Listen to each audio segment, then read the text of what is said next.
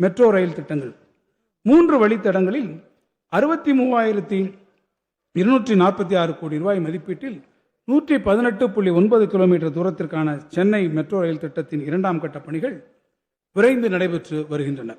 2ஆம் கட்ட metro rail திட்டத்தின் முதல் பகுதியை இயக்குவதற்கான ஒழுங்குமுறை அனுமதி ரயில்வே வாரியத்திடமிருந்து விரைவில் எதிர்பார்க்கப்படுகிறது. பூந்தமல்லி புறவழிச்சாலை முதல் போரூர் வரையிலான மெட்ரோ ரயில் வழித்தடம் வடபழனியில் தற்போதுள்ள மெட்ரோ வழித்தடத்துடன் இணைக்கப்பட உள்ளது.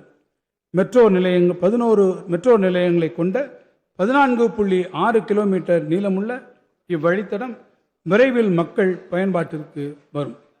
கோயம்புத்தூர் மற்றும் மதுரை மாநகரங்களில் மெட்ரோ ரயில் திட்டங்களை நிறைவேற்ற அவற்றிற்கான விரிவான திட்ட அறிக்கைகளுக்கு ஒப்புதல் கோரப்பட்ட போது அவற்றுக்கு ஒப்புதல் அளிக்காமல் அவற்றை ஒன்றிய அரசு திருப்பி அனுப்பியுள்ளது.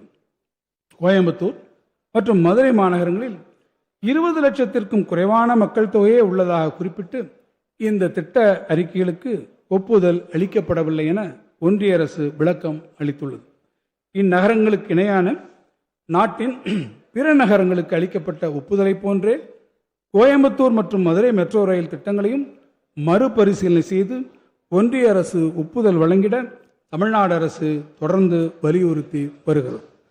சென்னை விமான நிலையம் முதல் கலைஞர் நூற்றாண்டு பேருந்து முனையம் அமைந்துள்ள கிளாம்பாக்கம் வரையிலும், கோயம்பேடு முதல் பட்டாபிராமம் வழியாக ஆவடி வரையிலும், திருப்பெரும்புதூர் வழியாக பூந்தமல்லி முதல் சுங்குவார் சத்திரம் வரையிலுமான புதிய வழித்தடங்களில் மெட்ரோ ரயில் திட்டங்களை நிறைவேற்றிட மாநில அரசு கொள்கை ரீதியிலான ஒப்புதல் வழங்கி ஒன்றிய அரசின் ஒப்புதல் மற்றும் நிதி உதவிக்கு பரிந்துரைத்துள்ளது.